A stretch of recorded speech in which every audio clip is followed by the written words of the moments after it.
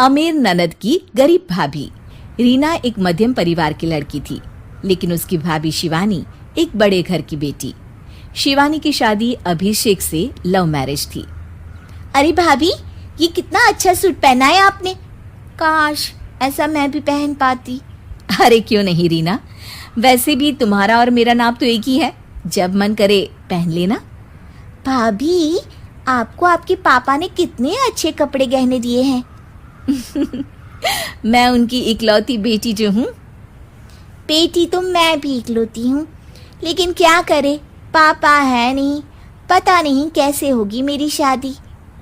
तभी वहां शिवानी की सास आ जाती है। अरे क्यों नहीं करेगा भाई तेरी शादी धूमधाम से, आखिर जिम्मेदारी है तो उसकी। और वो दिन भी आ जाता है जब रीना की शादी तय हो जाती है। अभिषेक, क्या हुआ? आप इतने परेशान तो कभी नहीं दिखे, कोई बात है तो बताइए मुझे। अरे शिवानी, वैसे तो शादी का सारा इंतजाम हो गया है, लेकिन गहनों का रेट तो आसमान छू रहा है। कैसे क्या करूं, कुछ समझ में ही नहीं आ रहा। थोड़ी देर में शिवानी अपने पूरे गहने अभिषेक के सामने रख देती है। ये लीजिए, गहनों का इंतजाम भी हो गया। अरे नहीं नहीं शिवानी, मैं ये गहने किसी हालत में भी नहीं ले सकता। ये तुम्हारे पिता ने तुम्हें दिया था, और तुम हो कि। तभी वहां सास आ जाती है। अरे तो क्या हुआ, इसकी तो हो गई ना शादी, अब किसे दिखाने हैं इसने गहने। सास गहनों का डिब्बा शिवानी के हाथ से लेकर वहां से चली जाती है। रीना की शादी धूमधाम से होती है और अब वो बड़े घर की बहू बन जाती है।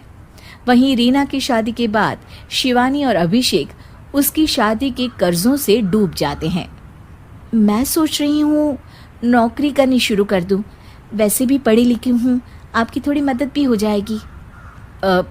वैसे शिवानी, कुछ दिन कर लो तो अच्छा ही होगा, क्योंकि ज़रूरत भी है। अब शिवानी भी नौकरी करने लगती है और घर खर्चे में अभिषेक का हाथ बटाती है। एक दिन शिवानी, रीना का फोन आया था, कह रही थी कि आने वाले त्योहार में उसके ससुराल जाना है। ठीक है माँ। अरे ठीक तो है, लेकिन एक काम कर लेना, उसके सास ससुर से लेकर पूरे खानदान के कपड़े मिठाइयाँ सब ले आना, और हो सके तो रीना के लिए छोटे से कान में पहनने के बूंदे भी। और क्या है ना, शादी में उसे सारी बड़ी बड़ी कान की ज्वेलरी दी थी, घर में पहनने के लिए तो उसके पास कुछ भी नहीं है। शिवानी सोच में पड़ जाती है कि वो क्या करे, क्योंकि कर्जों और घर के खर्चों के बाद तो पैसे बचते ही नहीं थे। शिवानी फिर अपने पिता को फोन करती है और उनसे पैसे मांगती है। देखो शिवानी, मैंने तुम्हें शादी के वक्त ही मना किया था कि ऐसे घर में शादी करनी ही नहीं चाहिए। अरे अभिषेक को शर्म आनी चाहिए जो ससुराल से पैसे मंगवा रहा है। शिवानी को पिता की बात पर गुस्सा आ जाता है। आप मेरे पिताजी हैं और मैं परेशान थी, इसलिए आपसे मदद की उम्मीद की पापा। अभिषेक को तो पता भी नहीं है कि मैंने आपसे पैसे मांगे हैं। शिवानी सोचती है कि वो अभिषेक से बात करे, लेकिन फिर उसे लगता है कि वो टेंशन ले लेगा। तभी शिवानी की नजर हाथ के कंगन पर पड़ती है। सीधे बाजार जाती है और उसे बेचकर ननद के घर ले जाने का सारा सामान लेकर आती है और सास के सामने रख देती है। हाँ ठीक है, लेकिन फल थोड़े और अच्छी क्वालिटी के होने चाहिए थे। शिवानी कुछ नहीं कहती, वहां से चली जाती है।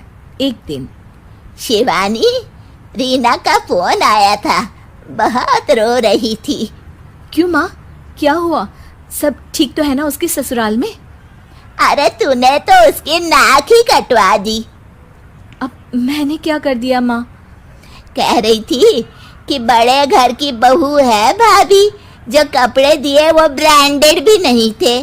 तू तो जानती है ना उन लोगों का पहनावा कितना अच्छा है। तू तो मेरी बेटी का भला कभी सोचती नहीं। आए भगवान, अरे बड़े घर की बहू है, इसी बात की जलन है ना तुझे, लेकिन याद रख मेरी बेटी का सोचने के लिए भगवान है, तुम लोग कभी उसका बुरा नहीं कर पाओगे। अब शिवानी के मन में सवाल था कि क्या ईश्वर सिर्फ रीना के साथ है, उसके साथ नहीं। लेकिन उसे सुकून था कि वो अभिषेक के साथ उसकी जिम्मेदारियों को निभाने में बराबरी की हकदार है। शिवानी वहां से चली जाती है। वो सास से कुछ नहीं कहती, क्योंकि अमीर घर की बहू बनकर रीना को भले ही सुकून ना हो, लेकिन गरीब घर की बहू बनकर शिवानी खुश है, क्योंकि खुशी पैसों से नहीं परिस्थितियों पर निर्भर करती है।